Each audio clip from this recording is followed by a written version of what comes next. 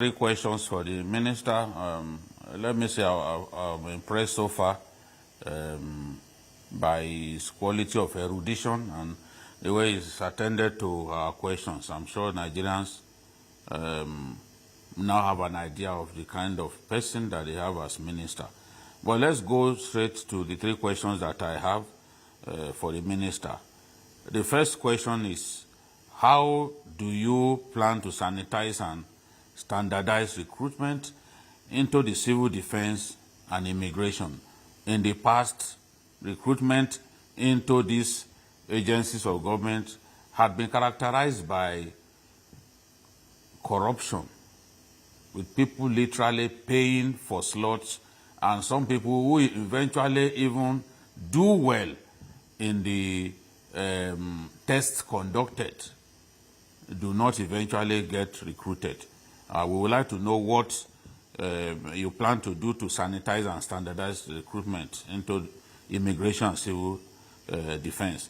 And then prison congestion is a big problem in Nigeria. A lot of our prisons are places that are not correctional in nature because they are dirty.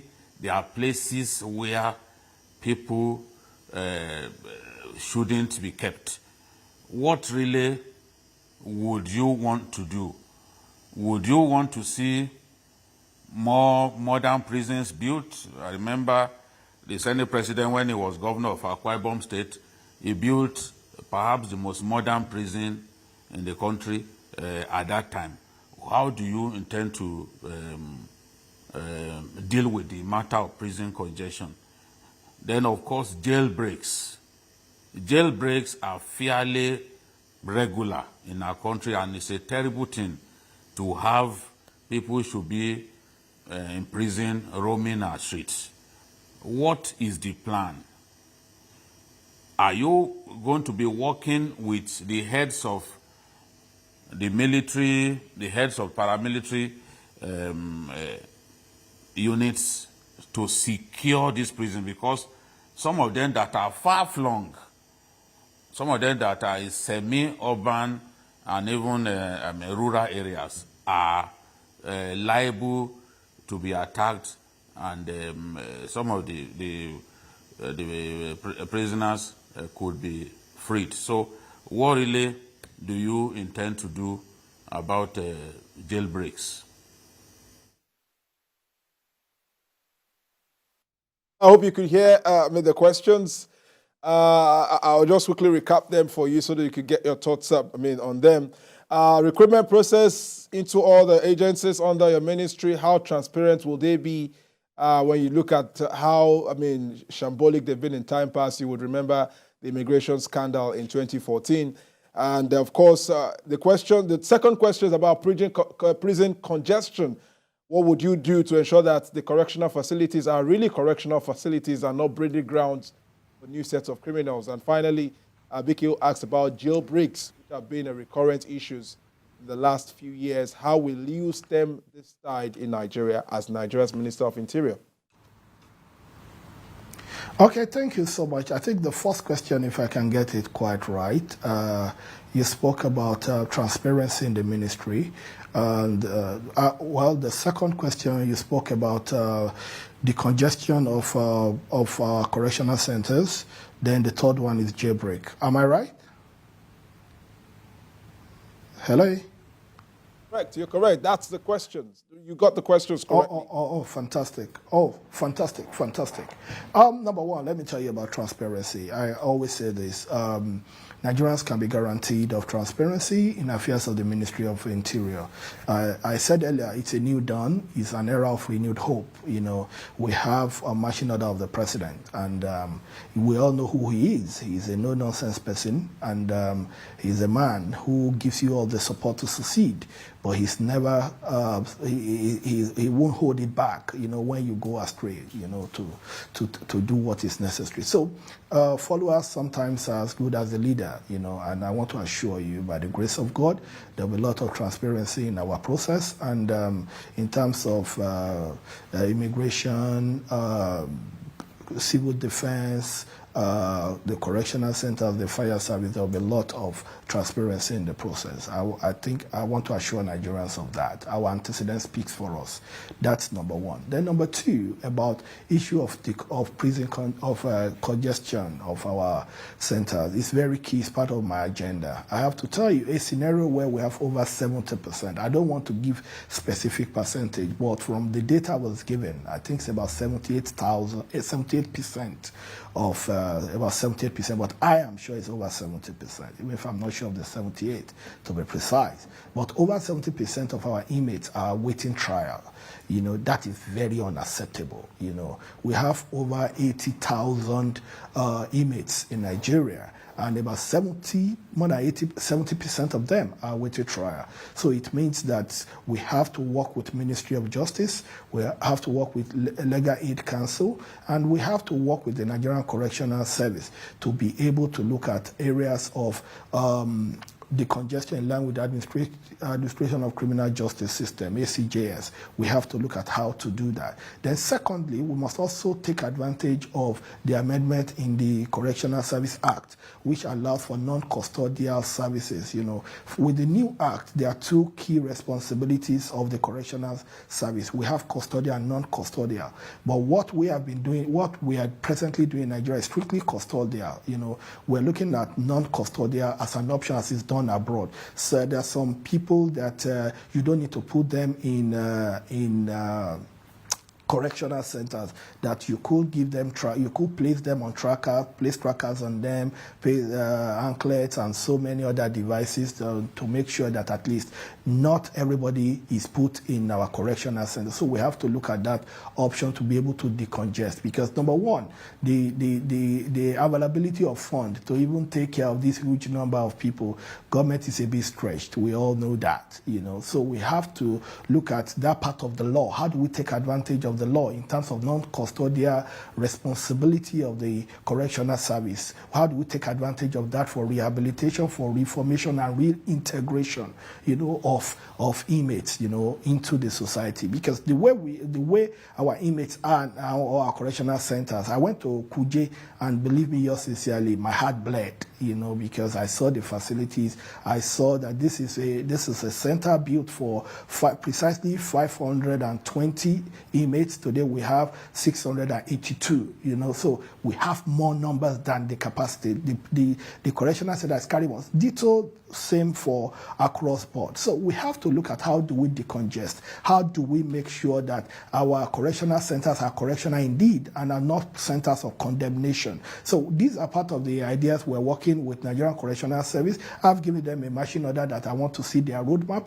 I want to see their roadmap for reformation, reintegration, and of course, rebranding of the whole system. We have given them a marching order. They must bring that to us. So we're working on that, and I can assure you in no distant time, we'll come out fully with our work plan. Nigerians will see our work plan, even in terms of Nigerian Security and Civil Defense Corps, because it's their responsibility to protect critical infrastructure, such as even our pipelines, such as mining sites, such as government buildings, and a lot of, we have told them it's their responsibility to even defend and prevent crude oil theft and all this. So I have told them, you need to give me solutions, practical solutions, empirical solutions, not hypothetical. I want empirical solutions. We've given them the standing instruction on that, and I can assure you we'll make these work plans available to Nigerians. We'll be as transparent as possible. We will brief our partners in the civil society. We'll brief our partners in the media, and we'll brief our partners, you know, across board as Nigerians, and let them know what we want to do, at what particular time we want to do what we need to do.